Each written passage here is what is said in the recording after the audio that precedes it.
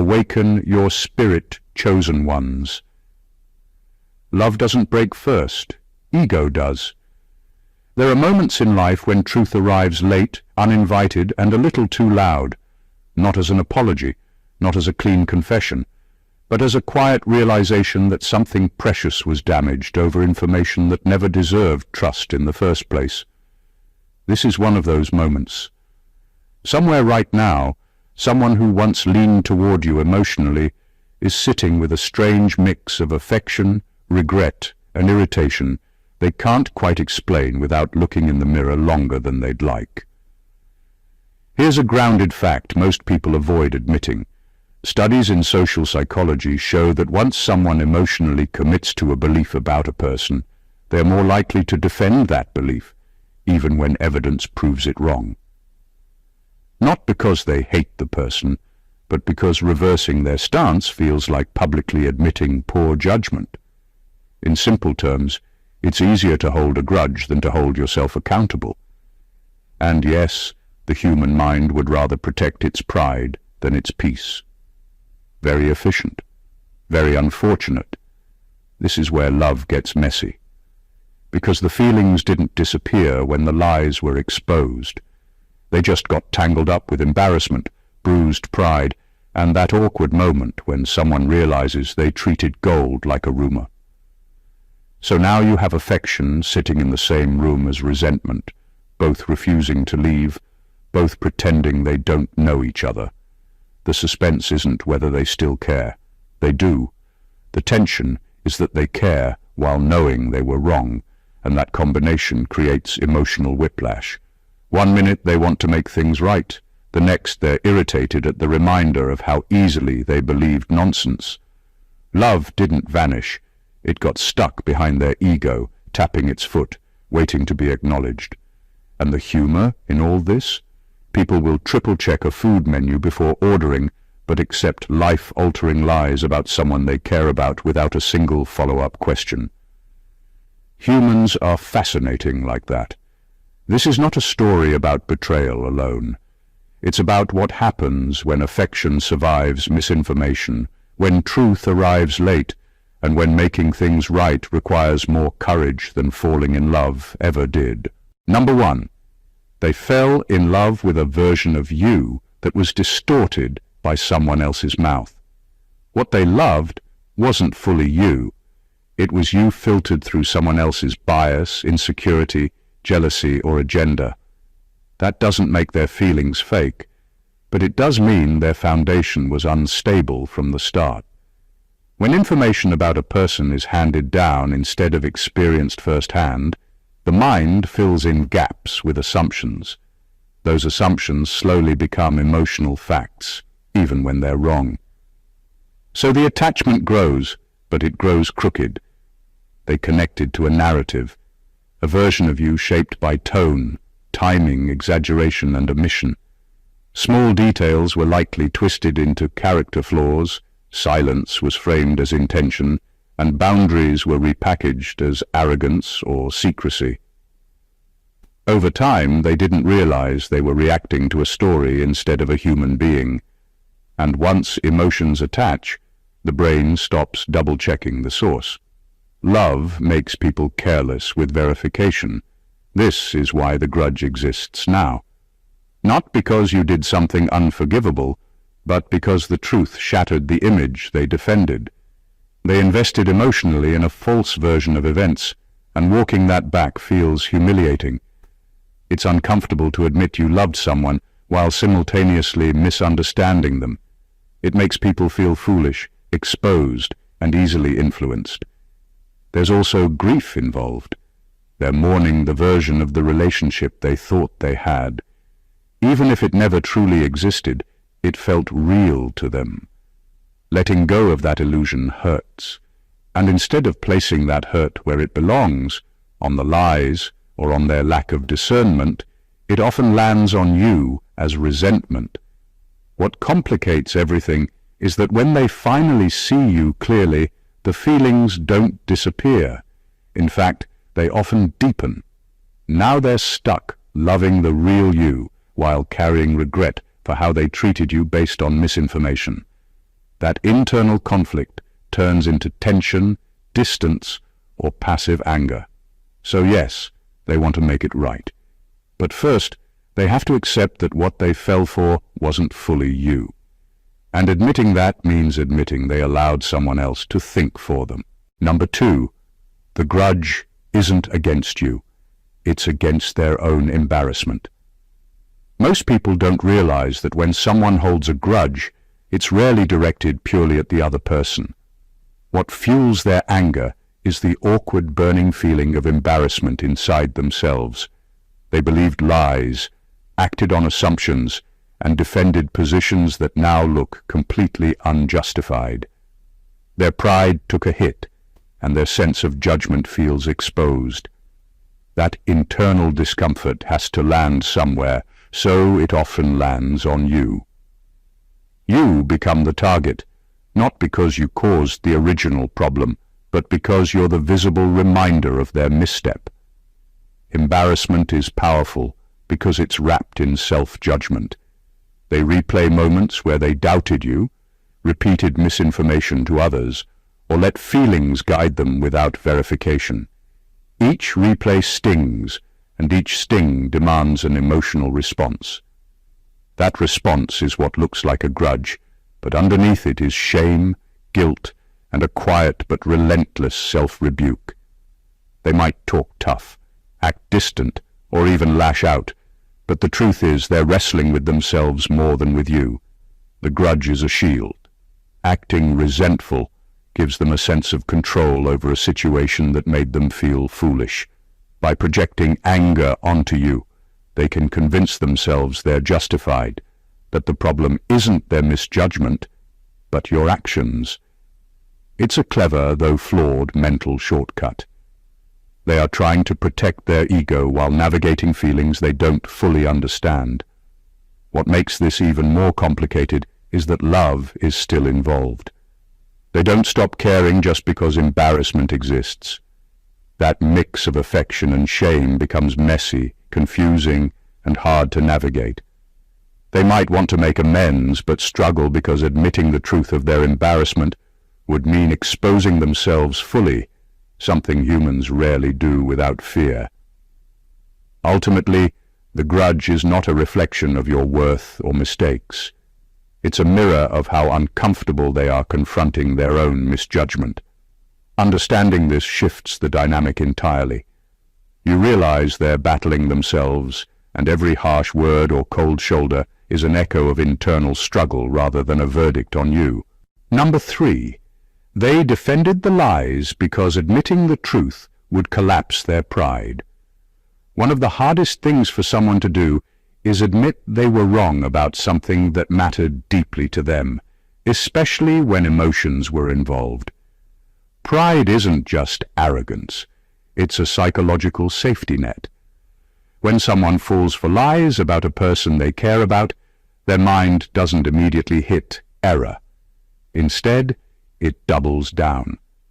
Defending the false narrative becomes a way to protect the version of themselves that made the right decision at the time. To admit the truth would feel like stepping into an invisible pit of humiliation. The thing is, defending a lie isn't about hatred or malice.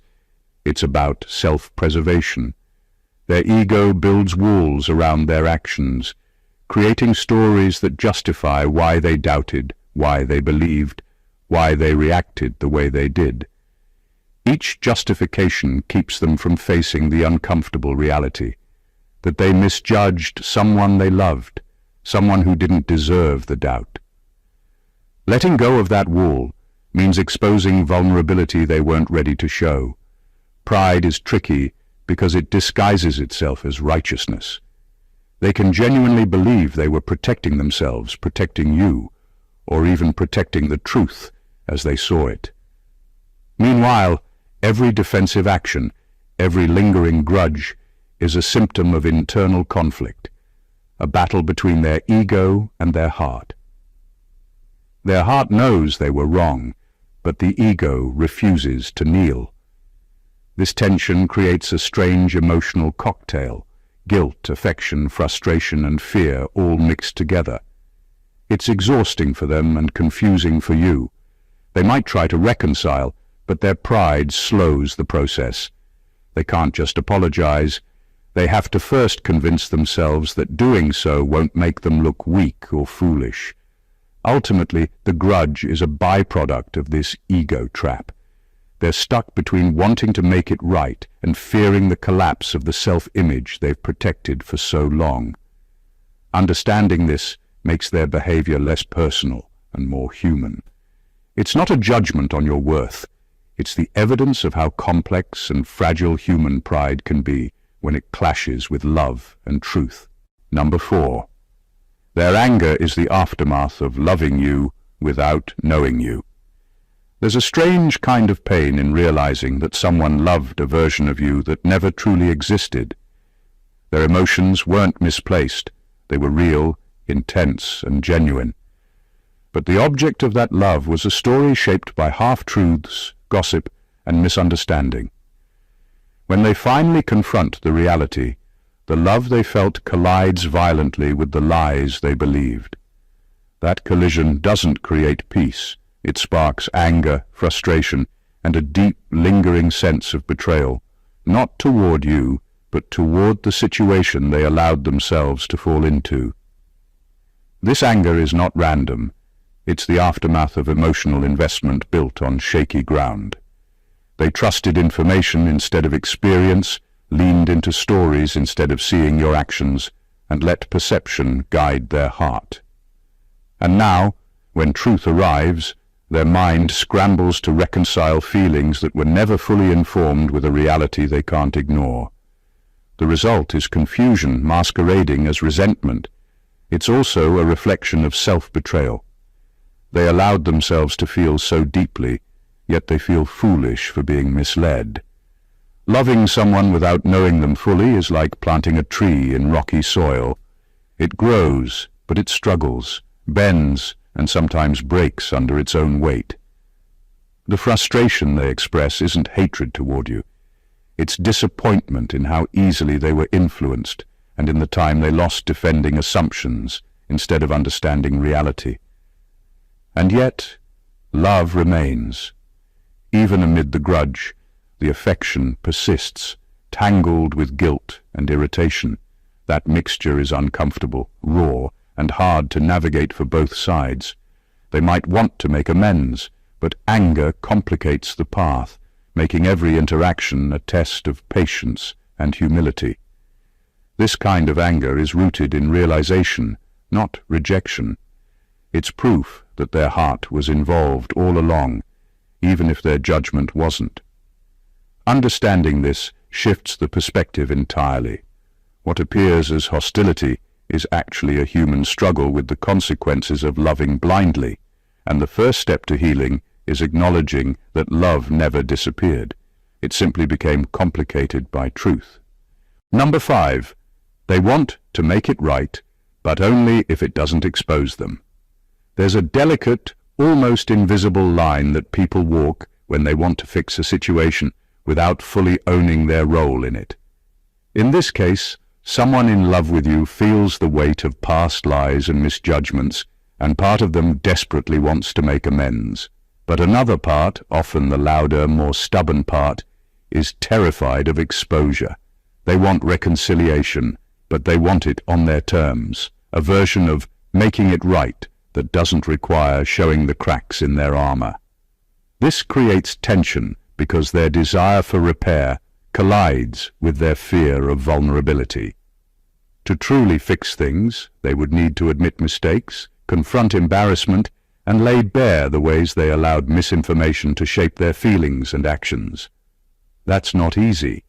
It's humiliating, and for many, admitting wrongs in love feels like a loss of dignity, even though the real dignity lies in owning the truth. So instead, they tiptoe around the edges of honesty. They offer gestures, words, or actions meant to soothe without confronting the root. A message, a small apology, a careful act of kindness, all of it is designed to repair the surface while the deeper damage stays untouched. The love is there, yes, but it's caught in a tug-of-war with fear. The result is often frustrating for both sides. You see the effort and feel the sincerity, but the hesitation, the half measures, the invisible walls, they tell a different story. You sense that they are holding back, not because they don't care, but because stepping fully into accountability scares them. That fear is human, but it complicates what should be a simple path toward reconciliation. Understanding this makes the situation clearer. Their grudge, their distance, and their uneven attempts at making things right are not signs that love is gone. They're signs that love exists alongside fear. They want to heal what was broken, but they are still negotiating with themselves on how much of their ego, pride, and embarrassment they're willing to risk. And until they make that leap, the repair will always feel partial, unfinished, and tense. Number 6. They're carrying guilt, not just feelings. What most people miss when someone holds a grudge in love is that beneath the surface, guilt is often the true driver. It's easy to assume anger or resentment is aimed at you, but in reality, the weight they carry is mostly directed inward. They know deep down that they judged you unfairly, believed lies about you, or acted on assumptions without proof. That awareness doesn't just sit quietly. It gnaws, twists, and fuels every frustrated thought and distant gesture. Guilt is complicated because it rarely stays in one place. It seeps into behavior, coloring interactions with tension, awkwardness, or defensive energy. They want to express remorse, to bridge the gap between what was and what should have been, but guilt makes even simple communication feel loaded. Every word they choose becomes a negotiation between admitting their fault and protecting their pride. That push and pull is exhausting, and it often shows up as a grudge. The tricky part is that guilt and love are tangled together. They still care, still want connection, still hope to make things right. But the guilt amplifies fear, fear of being rejected, fear of showing weakness, fear of reopening a wound they caused. Their mind remembers how they treated you based on lies, and their heart remembers how much they actually loved you, despite the misinformation. This internal conflict is heavy, and it often manifests as impatience, irritability, or emotional distance. Guilt also carries a strange sort of reverence for the truth. They respect what they did wrong, and that respect makes it harder to pretend everything is fine. They want to fix things, but they can't just erase the past or the choices they made. Every effort to repair the bond is shadowed by awareness that part of the damage came from them believing and acting on falsehoods. Understanding this changes the lens completely. The grudge isn't a sign that love has died or that they are cold.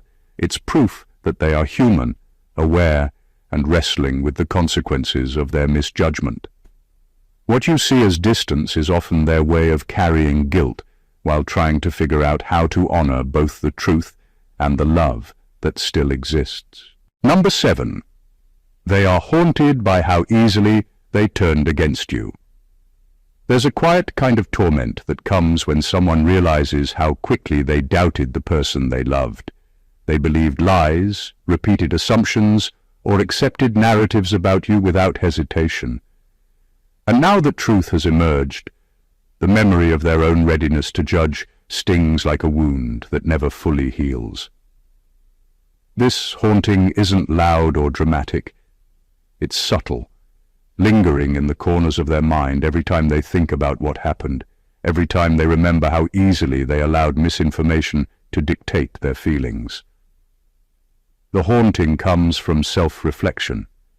They see themselves acting in ways that were unfair, reactive, or even cruel, and the mind refuses to let go. They replay conversations, decisions, and moments where their emotions were manipulated by lies, and each replay deepens the discomfort. They're not only upset with themselves, they're unsettled because they realize the speed at which they abandoned discernment, the carelessness with which they judged someone they truly cared about. It's a bitter realization. Love should feel grounding, but in this case, it became a source of self-reproach. This awareness creates a tension that's hard to explain to anyone else. They still have love for you, yet every affectionate thought comes with an echo of guilt and shame.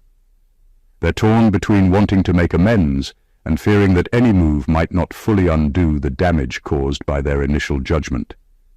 That internal conflict amplifies the grudge.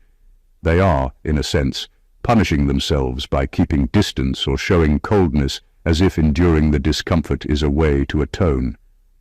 The haunting also changes the way they approach you now. They tread lightly, speak carefully, and overanalyze every reaction because they fear repeating past mistakes.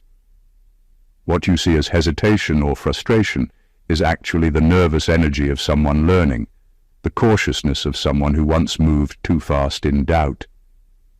Ultimately, their haunting is proof of awareness and growth. They are not indifferent. They are conscious of the cost of their actions and of how fragile trust can be. Their grudge is less about holding on to anger and more about the weight of knowing they once turned against the one they loved the most. Number 8. They're afraid you'll see them the way they once saw you. One of the most complicated layers in love wounded by lies is fear, specifically the fear of being judged the way they once judged you. They remember the moments they doubted you, believed misinformation, or allowed gossip and assumptions to shape their perception, and now that memory sits heavy in their chest. They are painfully aware of how unfair or careless they were, and the thought of you seeing them through that lens fills them with anxiety. This fear doesn't erase love. It distorts it, creating a tension between wanting closeness and fearing exposure. They worry that reconciliation won't just be about making things right. It will also force them to confront the versions of themselves that acted recklessly. They fear the judgment they themselves imposed on you might now be turned back on them. That awareness is brutal because it strips away the simplicity of "I love you" and replaces it with complicated calculations. How to repair without revealing all the shame, how to reconnect without reliving past mistakes. Their love is genuine, but it's wrapped in hesitation, protective walls, and careful navigation of their own vulnerability. This fear explains much of the lingering grudge. What looks like distance, irritation, or emotional coldness is often them tiptoeing around their own embarrassment. They don't want to reopen wounds, yet they are acutely aware that past behavior could easily hurt the bond again if they misstep. Every word, gesture, or attempt at reconciliation carries an internal audit. Is this safe? Am I exposing the part of myself I regret most? Yet this fear also shows something remarkable. It demonstrates self-awareness and accountability, even if imperfectly expressed. They know they were flawed in their judgment, and they fear repeating the same errors. The grudge is not about hatred or rejection. It's about caution, about learning from the past, and about protecting the fragile bridge between their love and their shame. Ultimately, they want you to see the real them, but they're terrified that the real them is the same person who once judged you unjustly. Love persists, but so does the shadow of fear, quietly shaping every attempt to make things right. Number 9. The grudge exists because apology requires humility. They haven't mastered yet. Apologizing is deceptively simple in words, but enormously complex in practice, especially when love and ego collide. The person who once believed lies about you knows, deep down, that they were wrong. They understand the unfairness of their judgment, the harm their assumptions caused, and the emotional distance they created. Yet offering a genuine apology demands a kind of humility that most people aren't trained to access. It's not just saying, "I'm sorry." It's fully acknowledging your mistakes, owning the discomfort you caused, and opening yourself to vulnerability without expecting immediate forgiveness. That level of humility is uncomfortable, unfamiliar, and for many, frightening. Because they haven't mastered this humility yet, the grudge lingers. Holding on to resentment becomes a protective mechanism. By maintaining a small wall of defensiveness, they avoid confronting the aspects of themselves that acted thoughtlessly or unfairly. It's easier to let frustration linger, to replay perceived slights or cling to residual anger, than to risk the emotional exposure required to apologize fully. That grudge is less about you and more about the gap between their current emotional state and the courage needed to admit fault honestly. The irony is that love often persists even through this hesitation. Their feelings haven't disappeared. They're trapped in the tension between caring deeply for you and fearing the humility that true reconciliation demands. Every attempt at connection feels half-formed because their heart wants closeness, but their ego refuses to be fully transparent. Until they bridge that gap, interactions will carry subtle friction. A word said too sharply, a delayed response, a quiet defensiveness that betrays their internal struggle. This dynamic makes the grudge feel impenetrable, but understanding it reframes everything. The frustration, the coldness, the distance, they're not evidence that love is gone. They are evidence that the person is wrestling with their own limitations, learning that humility in love isn't optional, it's essential. The grudge exists not because they stopped caring, but because they are still growing into the courage to show it in the way you truly deserve. Number 10. They love you, but they hate the version of themselves the situation revealed. One of the most complicated truths about love entangled with lies is that the person who cares for you often ends up resenting themselves more than they resent anyone else. They see clearly now how quickly they were swayed, how easily they believed the wrong story, and how carelessly they allowed misinformation to dictate their actions. That reflection creates a sharp, uncomfortable self-awareness. They love you deeply, but every time they look at their own past behavior, they feel frustrated, ashamed, and in some ways angry at themselves for failing the one person they truly cared about. This inner conflict fuels the grudge. It isn't about doubting your character or withdrawing affection.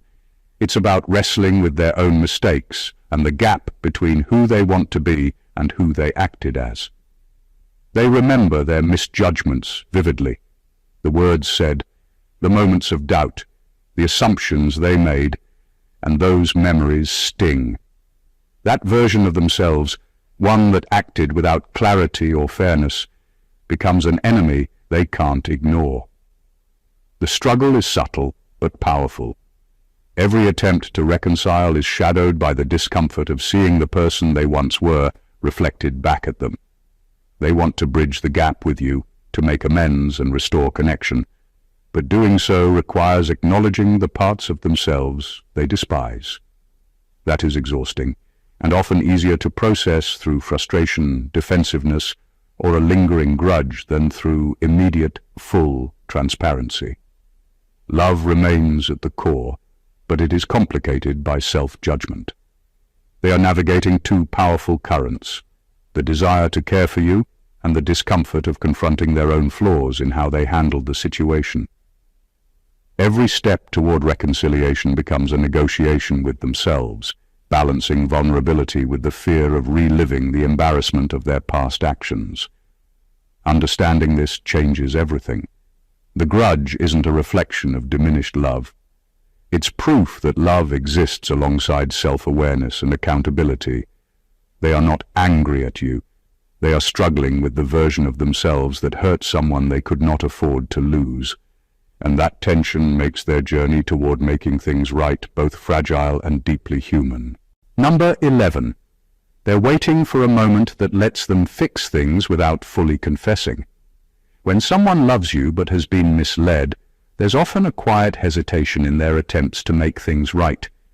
They want reconciliation, but they're waiting for the perfect moment, a time when the emotional stakes feel safer, when the risk of vulnerability feels manageable, and when they can repair the relationship without fully exposing the ways they were wrong. It's not that they don't care, it's that confession and accountability are heavy, and most people naturally avoid carrying that weight all at once. This waiting creates tension. Every gesture, every attempt at contact, is measured against an internal checklist. Is this the right time? Will this hurt less? Can I show I care without revealing how foolish I was? They long for a moment when they can bridge the gap between the truth and love without facing the full impact of their mistakes. Until that moment comes, the grudge lingers, because unresolved guilt, fear, and pride remain quietly lodged inside them. What makes it more complicated is that their intentions are genuine. They want to make amends and rebuild trust, but their timing is cautious. They are negotiating with themselves, balancing the desire to reconnect against the fear of reopening wounds or confronting embarrassment. The longer they wait, the more the grudge can feel like distance or coldness, even though underneath, the desire to repair remains alive. This is why reconciliation often feels incomplete at first. They may express care, make small gestures, or attempt conversations that skirt the heart of the issue. Their love is there, but it's entangled with the anxiety of facing the full truth. They hope for a window that allows them to act without risking everything, without exposing the fragility their misjudgment revealed. Understanding this reveals the humanity behind their grudge. It's not apathy or cruelty, it's caution, fear, and the natural instinct to protect oneself while still caring deeply. They're caught in a delicate balance, wanting to fix what's broken, but hesitant to reveal how deeply they once failed.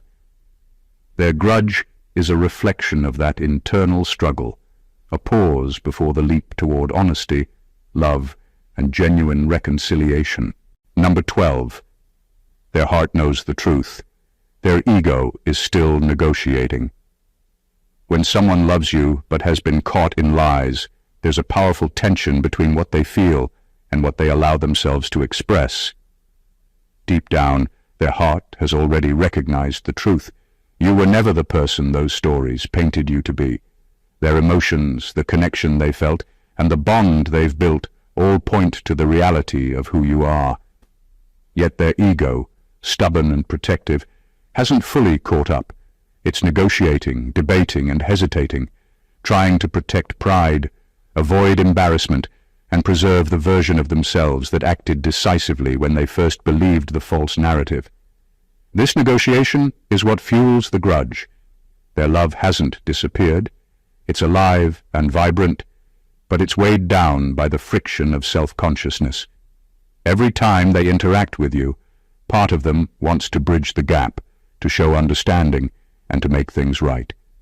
At the same time, another part hesitates, holding back words, gestures, or actions that might reveal the depth of their misjudgment. That friction can look like frustration, coldness, or hesitation from the outside, but inside, it's a struggle between truth and ego, between vulnerability and self-preservation. The ego doesn't want to admit fault easily. It resists the humility required to fully embrace the truth, even when the heart has already moved on. The result is a slow, careful process where love exists alongside caution, where every step toward reconciliation is measured against fear of exposure and shame. It's not indifference, it's the human instinct to negotiate emotional safety while still honoring genuine feelings. Understanding this changes the perception entirely. The grudge isn't proof of fading love, it's evidence of internal conflict. They're living in two worlds at once, one where they know the truth about you and one where they're still reconciling with how they got it wrong.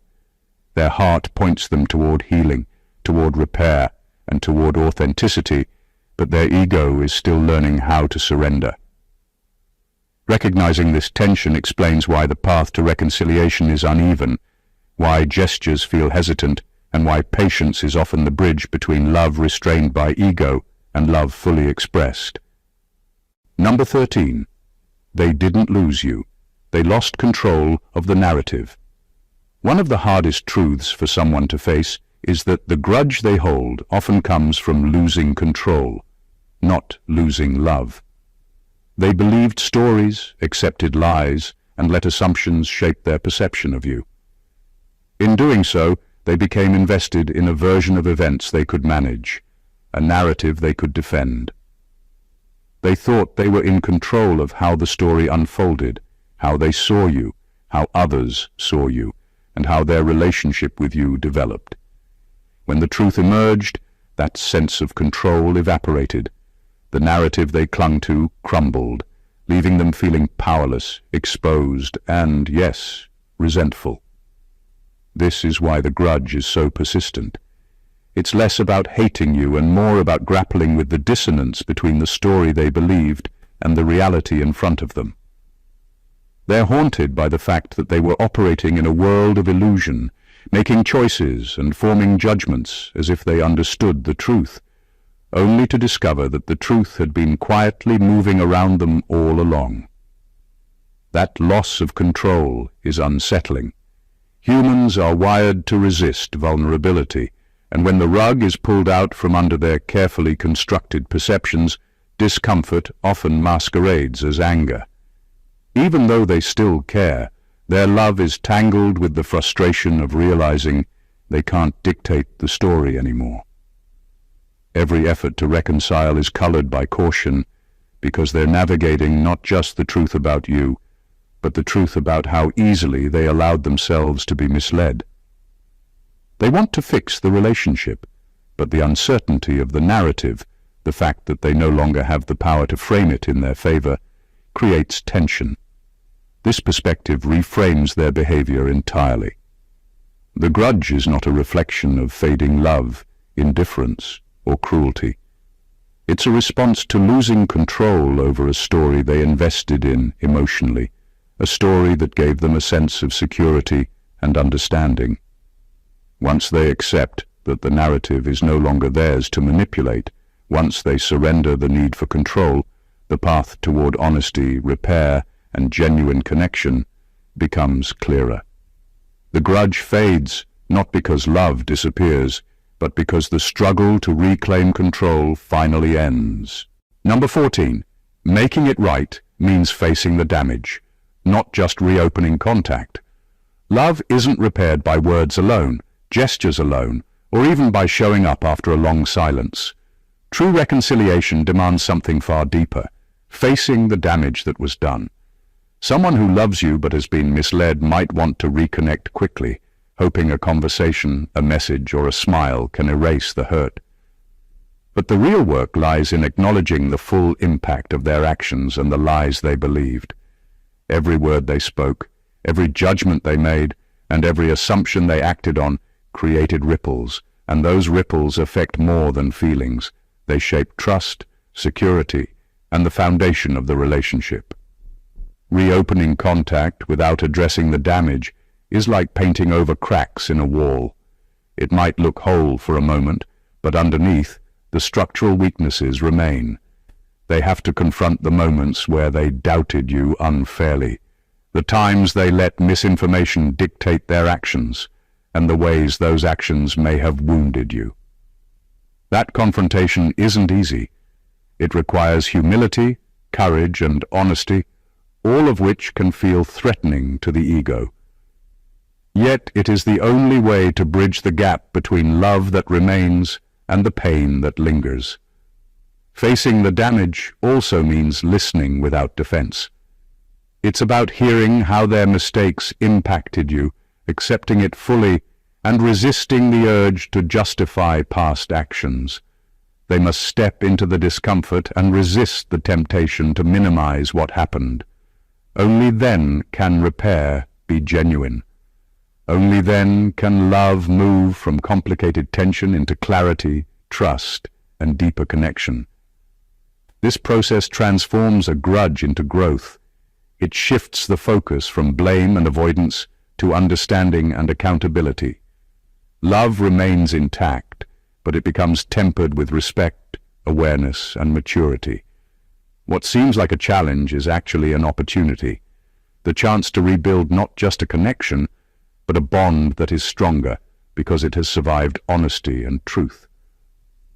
Making it right isn't about reopening old wounds lightly.